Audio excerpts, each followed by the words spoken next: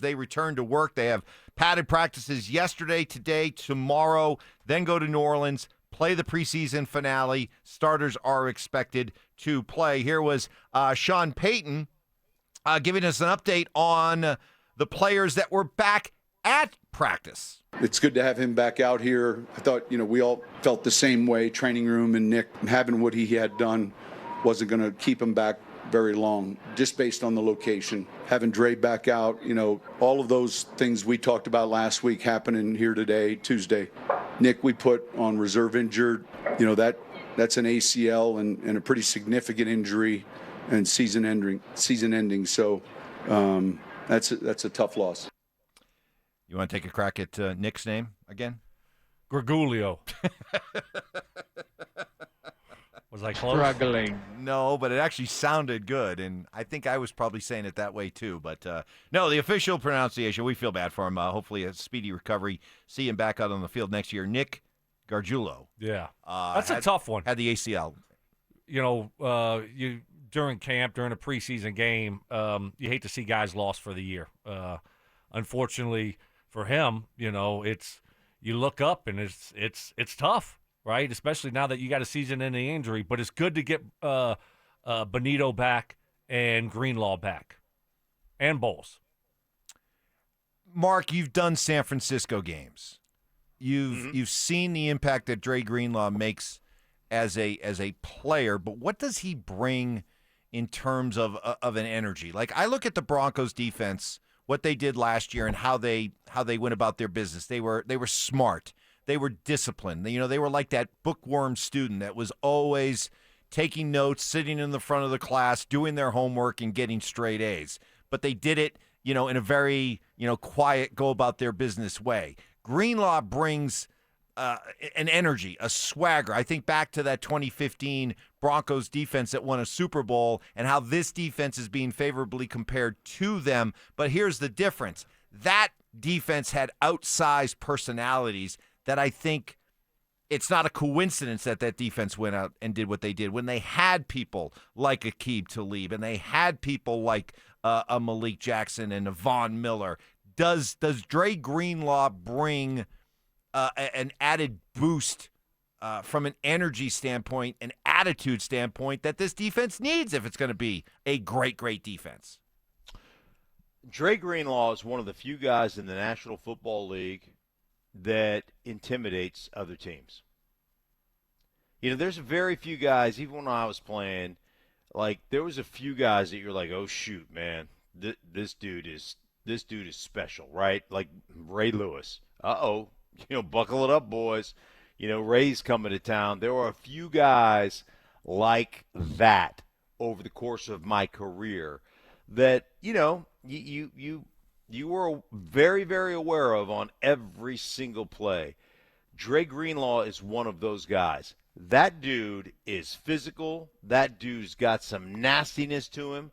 That dude is a finisher. And I'll tell you what, when he makes a tackle, Mike, I always talk about runners being +2 runners, meaning, if you block it for 2, they'll get you 4, 4.5. You block it for 3 or 5, they'll get you an extra 2 yards. And oftentimes those are considered leaky yards, like your defense giving up leaky yards. When Dre Greenlaw tackles you, there are no leaky yards.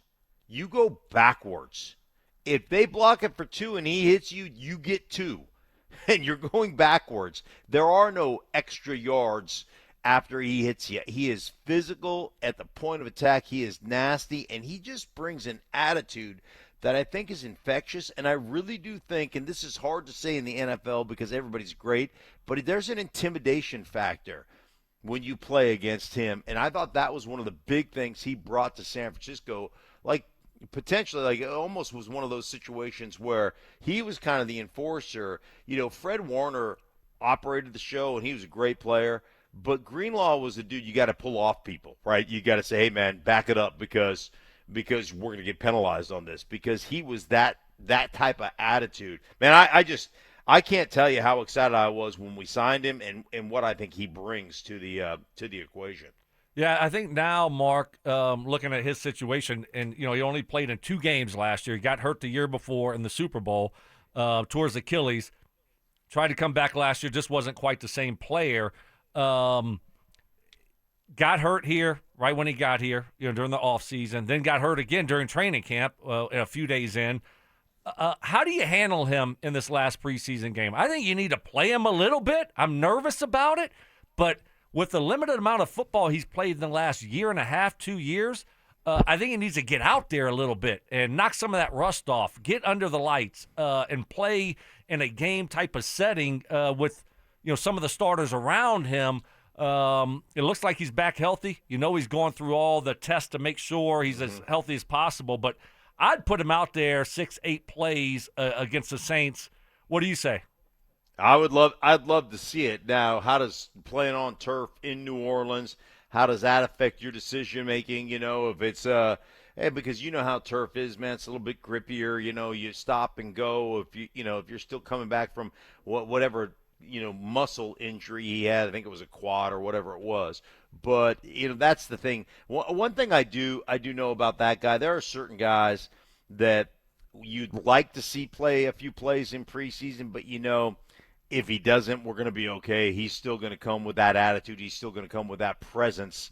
That's the reason we signed him. So I don't think it's imperative. I always want to see guys play a few reps just to be in the moment, like you said, under the lights, and have that communication with other guys. Because remember, both your starting middle linebackers have missed time because of the thumb injury and because of the leg injury to Greenlaw. So both guys, Singleton and Greenlaw, it'd be nice to get them 5 or 6 reps together, Stoke. Texter wants to know, Mark, if you are willing to give Dre Greenlaw your ultimate compliment that you hand out to a football player. Is Dre Greenlaw a football playing Jesse?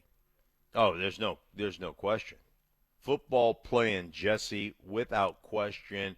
Intimidator, enforcer, one of the guys you want on your team. Yes, 100%. Right. Greatest compliment you can give a football player, Mark Schlereth. Nik Bonitto with an update on the injury he had, the procedure, those bone spurs removed from his foot, and how he is and feeling moving forward. Yeah, so it was kind of just a thing that showed up in the 49ers practice, and it just, ever since then, it was kind of bothering me.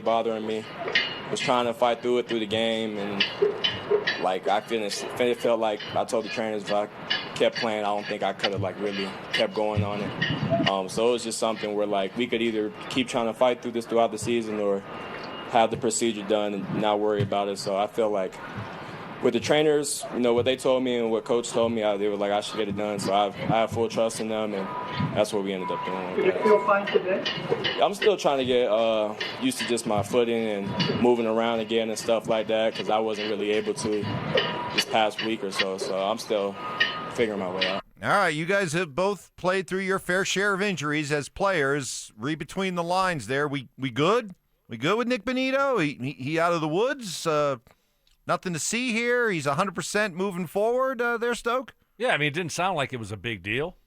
Couple stitches, get it cleaned up. Whatever was bothering him, you don't want that to linger during the season, especially if it's only going to be a week or two and you're in the middle of training camp. You'd rather just get it fixed now, and so you don't have any kind of issues when it matters. So that's what it seems like, and so it seems like he's doing fine. He's back at practice, so it looks like it was a success, and hopefully there's no setbacks.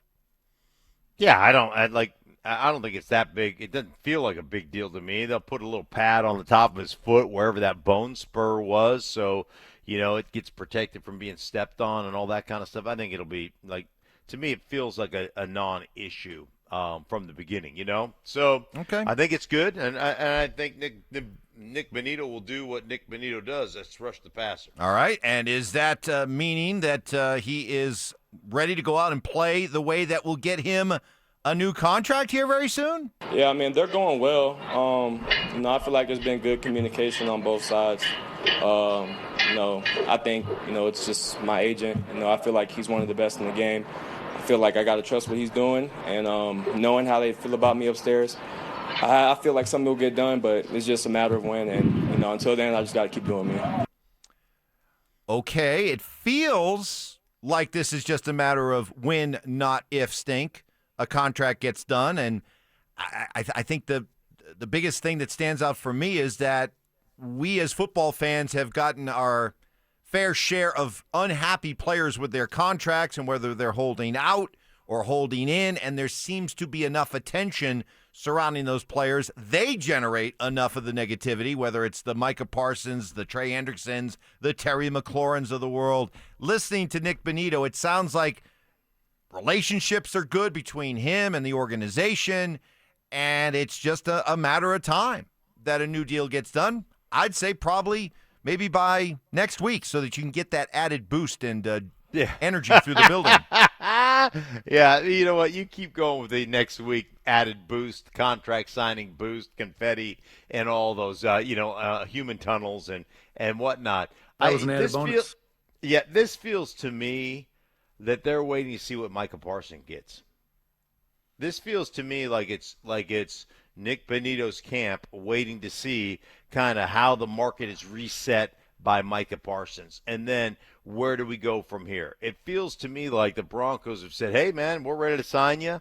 Like the relationships are good and everything else is good. And Nick is just wanting to maybe test the market and see exactly, not test the market, but see what the market sets at. You know you're not going to get, as we've talked about on this program plenty of times, you're not going to get what a TJ Watt gets or a Myles Garrett or even a Micah Parsons. But somewhere, once that market kind of is set, then you have a better idea of kind of where you fit into it. So that's what it feels like to me. I don't know if that's true or false or whatever, but it feels like they're just kind of biding their time. Yeah, it's going to be interesting to see. I don't know about the Parsons deal because I don't think they're even close, and so I think Bonito's going to be high 20s, and Parsons going to be, low 40s. So I think with Bonito, he just doesn't have any leverage here. If you take a look at this and take a step back, he has no leverage, none. So this is his only approach. He has to show up to camp. He's making more money this year than he's made in his whole career. So he hasn't made a ton of money, and Broncos can always franchise tag him next year. He had a really good year last year, but when you look at some of these guys that can go down this road, Hendrickson for Cincy, I mean, he's led the league in sacks last year, right? I mean, he's put together years of really good football. Bonito's not at that level yet. And he's still a young player, and you don't want to lose out on money. So I just think that when you look at his contract, it's going to be more in the high 20 range. And I think they'll end up getting it done. Well, tell me where he slots then, because T.J. Watt is the highest paid pass rusher in the NFL at $41 million per year. Myles Garrett at $40. They're the two that are 40 plus. And then at the other end of the spectrum, let's just go down to $20 million, and Gregory Rousseau is at $20 million. Trey Hendrickson is at $21 million. George Karlaftis is at $22 million. So between that T.J. Watt and let's say the Trey Hendrickson and George Karlaftises of the world, where does a Nik Bonitto slot? 25, 28, 29, right around there, 25 to 30. Because the only guys over 30 right now are Nick Bosa, Max Crosby, and Donnell Hunter. Yeah, so he's not getting there. So maybe it's more like 23 to 27. I think I was a little bit high. So you're in the neighborhood of let's see, Josh Allen, Brian Burns, Montez Sweat, Rashawn Gary, and Andrew Van Ginkel. Van Ginkel. Yes. That's the territory. That's the area. So then he really shouldn't, Mark, then be waiting to see what happens with a Trey Hendrickson or a Micah Parsons. Well, if Trey Hendrickson gets, let's say he gets 30, 31 or something. I don't know. They said on the broadcast the other night on Monday Night Football that they agreed to everything except the upfront money. Like the length of the term, what he was going to make, per year. He wants more upfront money, and of course Cincinnati doesn't want to give it to him.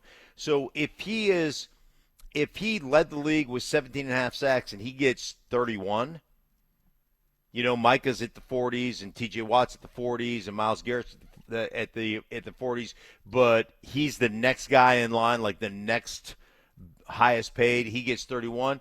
If you're Nik Bonitto, you say, okay, well, I had 13.5 sacks. I'm somewhere between, him in Hendrickson and the guys making 25, 26, 27. So Again, who knows? I mean, but it does sound like, to your point, Mike, the best news is it sounds like they've got a great relationship upstairs. Nobody has any animosity right now, and they seem to be working through it. Stoke, if he can get to $30 million, great job. Nik Bonitto, great job, his agent. Because I understand that the bar is always being raised. Yeah. So I don't think he gets to 30. I don't think he gets to 30 either. I don't think so either. But, he's in a situation where if they give him a good, solid deal, he's not going to reset some type of market or anything like that. He's in a situation where, he's, like I said, he's making more money this year than he's made the previous 3 years combined. So if he gets a good, solid deal, you take it and run with it. If he gets $45 million total guarantees, I mean, how can you pass that up? You can't if you're in his situation. So I think they'll come to an agreement here where both parties compromise a little bit, and it's a fair deal for both sides, and it ends up getting done, and hopefully